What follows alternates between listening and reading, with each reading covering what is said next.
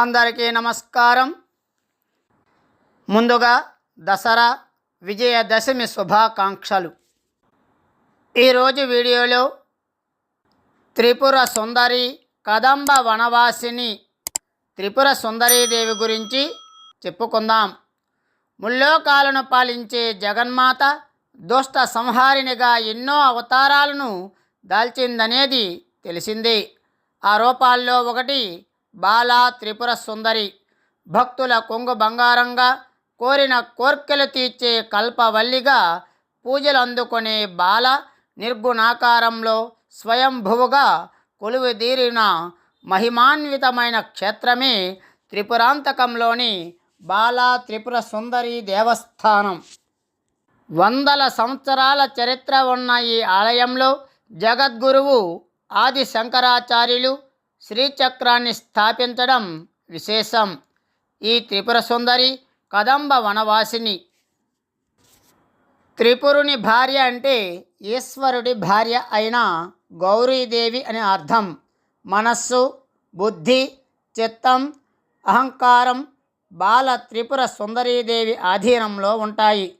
అభయ హస్త ముద్రతో అక్షరమాల ధరించిన ఈ తల్లిని ఆరాధిస్తే మానసిక బాధలు తొలగిపోతాయి, నిత్య సంతోషం కలుగుతుంది. అమ్మవారిని బాల రూపంలో పూజించే ఆలయమే బాలా త్రిపుర సుందరీదేవి దేవస్థానం. ప్రకాశం జిల్లాలోని త్రిపురాంతకంలో కుమారగిరిపైన కనిపించే ఈ ఆలయంలో పరమశివుడు త్రిపురాంతకేశ్వరుడుగా, అమ్మవారు బాలా త్రిపుర సుందరీదేవిగా పూజలు అందుకుంటున్నారు. సాధారణంగా వజ్ర వైఢూర్యాలు, నవరత్న ఖచ్చిత ఆభరణాలతో కలకలలాడుతూ కనిపించే అమ్మవారు ఇక్కడ ఏ అలంకరణ లేకుండా నిర్గుణాకారంలో కొలువుదీరింది. అంటే గర్భాలయంలో అమ్మవారి విగ్రహం వెనక్కి తిరిగి ఉన్నట్లుగా ఓ శిల రూపంలో మాత్రమే కనిపిస్తుంది. అందుకే భక్తుల దర్శనార్థం మరో ఉత్సవ విగ్రహాన్ని ప్రతిష్ఠించడంతో ఆ రెండింటికి పూజలు చేస్తారు. శ్రీశైలం కంటే అతి ప్రాచీనమైన ఆలయంగా భావించే ఈ క్షేత్రంలో పార్వతీ పరమేశ్వరులు వెలసిన వైనం ఎంతో ఆసక్తికరం. స్థల పురాణం. పూర్వం తారకాసురుడు అనే రాక్షసుడు దేవతల్ని, ఋషుల్ని బాధించడంతో అంతా కలిసి పరమేశ్వరుడితో మొరపెట్టుకున్నారు. దాంతో కుమారస్వామి ఆ అసురుడిని సంహరించి అలసిపోయి ఈ పర్వతం పైన విశ్రాంతి తీసుకున్నాడట. అందుకే ఈ శిఖరానికి కుమారగిరి అనే పేరు వచ్చింది. అయితే తండ్రి మరణాన్ని తట్టుకోలేని తారకాసురుడి ముగ్గురు కుమారులైన త్రిపురాసురులు అంటే తారకాక్షుడు, విద్యున్మాలి, కమలాక్షుడు దేవతల్ని ఇబ్బంది పెట్టాలనే ఆలోచనతో బ్రహ్మ కోసం కఠోర తపస్సు చేశారు. చివరకు బ్రహ్మ అనుగ్రహించడంతో ఎవరి చేతిలోనూ మరణం సంభవించకూడదని వరం పొందారు. ఆ తరువాత 3 లోకాలను సృష్టించుకొని దేవతల్ని ఇబ్బంది పెట్టడం మొదలుపెట్టారట. పరమేశ్వరుడు వారిని సంహరించేందుకు ఎంత ప్రయత్నించినా విఫలమయ్యాడట. చివరకు స్వామి పరదేవతను ధ్యానించడంతో అమ్మవారు బాలా త్రిపుర సుందరిగా ఆవిర్భవించింది. అలా శివుడు అమ్మవారి సాయంతో త్రిపురాసురుల్ని సంహరించాడనేది కథ. అందుకే స్వామికి త్రిపుర హంతకుడు అనే పేరు వచ్చిందని, క్రమంగా త్రిపురాంతకుడుగా మారాడని కథ. స్వామి పేరు మీదే ఈ ఊరు త్రిపురాంతకం అయ్యింది.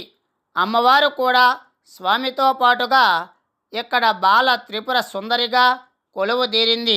ఒకప్పుడు ఈ ఆలయం నుంచి శ్రీశైలానికి వెళ్ళేందుకు గృహ మార్గం ఉండటంతో మునులు ఆ మార్గాన్నే ఉపయోగించేవారట. త్రిపురాంతకానికి వచ్చే భక్తులు ముందుగా కొండపైనున్న పరమేశ్వరుడిని దర్శించుకుంటారు. ఆ తరువాత కొండ దిగువకు చేరుకుంటే చెరువు మధ్యలో అమ్మవారి దేవస్థానం కనిపిస్తుంది. కదంబ వనంగా పిలిచే ఈ దేవస్థానంలో అమ్మవారి దర్శనమయ్యాక చిన్నమస్తాదేవిని, కదంబ వృక్షాన్ని పూజిస్తారు భక్తులు.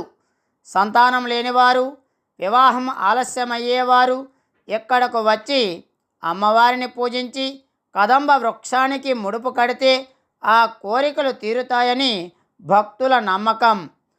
రాక్షస సంహారం అనంతరం అమ్మవారు ఉగ్రరూపంతో ఉండటంతో కొన్నాళ్లకు శంకరాచార్యులు ఇక్కడకు వచ్చి శ్రీచక్రాన్ని స్థాపించి దేవిని శాంతింపజేశాడట. ప్రతి సోమ శుక్రవారాలు ఆలయంలో విశేష పూజలు జరిగితే మహాశివరాత్రి నాడు కళ్యాణోత్సవాన్ని నిర్వహిస్తారు. అదేవిధంగా దేవీ శరన్నవరాత్రుల్లో అమ్మవారికి జరిపే ప్రత్యేక పూజలు అభిషేకాలు చూసి తరించాల్సిందే. దేవీ శరన్నవరాత్రులు ప్రారంభం కానున్న సందర్భంగా అమ్మవారిని ఏ రోజు ఏ అలంకారంలో పూజించాలంటే 3వ తేదీ 10వ నెల 2024 ఆశ్వయుజ శుద్ధ పాడ్యమి బాలా త్రిపుర సుందరీదేవి, 4/10/2024 శుక్రవారం ఆశ్వయుజ శుద్ధ విద్య గాయత్రీదేవి, 5/10/2024 శనివారం ఆశ్వయుజ శుద్ధ తదియ అన్నపూర్ణాదేవి, 6/10/2024 ఆదివారం ఆశ్వయుజ శుద్ధ చవితి లలిత త్రిపుర సుందరీదేవి, 7/10/2024 సోమవారం ఆశ్వయుజ శుద్ధ పంచమి మహాచండీదేవి, 8/10/2024 మంగళవారం ఆశ్వయుజ శుద్ధ పంచమి షష్ఠి మహాలక్ష్మీదేవి, 9/10/2024 బుధవారం ఆశ్వయుజ శుద్ధ షష్ఠి సప్తమి సరస్వతీదేవి, 10/10/2024 గురువారం ఆశ్వయుజ శుద్ధ సప్తమి అష్టమి దుర్గాదేవి, 11/10/2024 శుక్రవారం ఆశ్వయుజ శుద్ధ అష్టమి నవమి మహిషాసుర మర్దని దేవి, 12/10/2024 శనివారం ఆశ్వయుజ శుద్ధ దశమి రాజరాజేశ్వరీదేవి.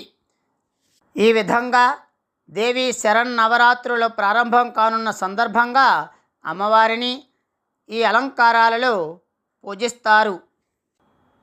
ఈ వీడియో మీకు నచ్చినట్లయితే లైక్ చేయండి, షేర్ చేయండి, సబ్స్క్రైబ్ చేయడం మాత్రం మర్చిపోవద్దు. నోటిఫికేషన్ కొరకు పక్కనే ఉన్న గంట సింబల్ని నొక్కండి. ధన్యవాదములు.